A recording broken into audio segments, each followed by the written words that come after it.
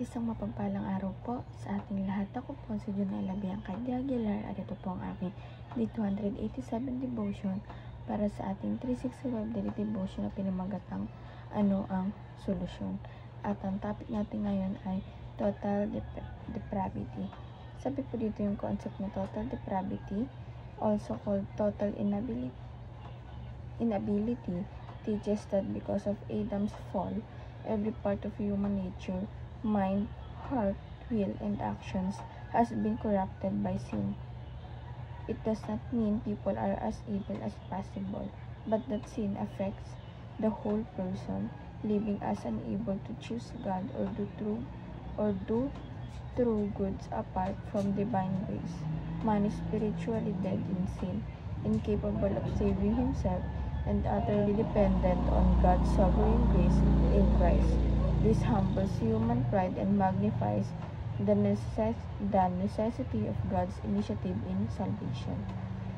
At ang Bible verse po ating matagpuan sa Romans chapter 3 verses 9 to 12, and it says, "No one is righteous.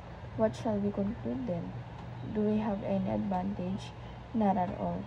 For we have already made the change that Jews and Gentiles alike are all under the power of sin, as it written, there is no one righteous, not even one. There is no one who understands. There is no one who seeks God. All have turned away. They have together become worthless. There is no one who does good, not even one." At sa Tagalog po, walang matuwid. Ano ngayon?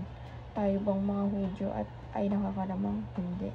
Kahit nasa anong paraan, sapagkat amin nang napatunayan na ang lahat ng tao, maging mga Hudyo at mga Griego, ay nasa ilalim ng kapangyarihan ng kasalanan. Gaya ng nasusulat, walang matuwid, wala. Wala kahit isa. Wala ni isang nakakaunawa, wala ni isang humahanap sa Diyos, lahat ay lumihis. Sama-sama silang nawala ng kabuluhan, walang gumagawa ng mabuti, wala kahit isa. At ang teachings po natin ay number 1, humans are created sinless and good.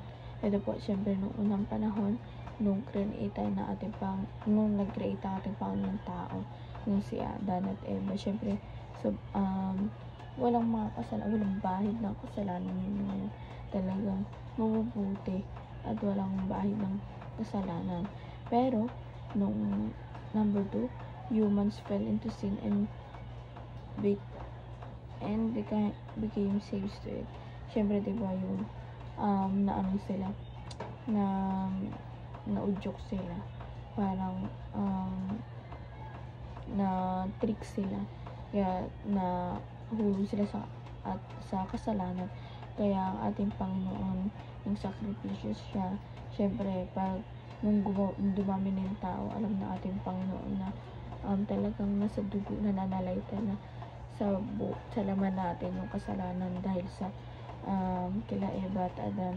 Kaya ayun, inano niya yung kanyang sarili, sinakripisyo niya, at doon siya at ibinigay yung sarili niya para sa atin doon sa krus ng Kalbaryo. And number 3 po, humans can only be freed by Christ. Ito po yung mga tao nag-freed sila dahil lang kay Jesus Christ. And application naman po, paano ito ma-apply sa ating buhay? Number 1, go back to God's original plan for your life. Ito po, alamin natin kung anong plano ng ating Panginoon, yung original plan ng ating Panginoon sa buhay natin. And pag alam natin, hindi na tayo wala ng direksyon natin sa buhay, wala ng direksyon yung buhay natin sa Kanya, lagi natin ibabalik tanaw kung anong original plan ng ating Panginoon para sa buhay natin. And number 2 po, give your all to Jesus, our Lord and Savior. Ito po, lahat ibigay pa natin sa ating Panginoon, yung katawan natin, yung buhay natin, mga pagmamayari natin dito sa ating sa mundong kinagagalawan natin. I-surrender natin lahat sa ating Panginoon, dahil wala ni isang nag-surrender na hindi diligtas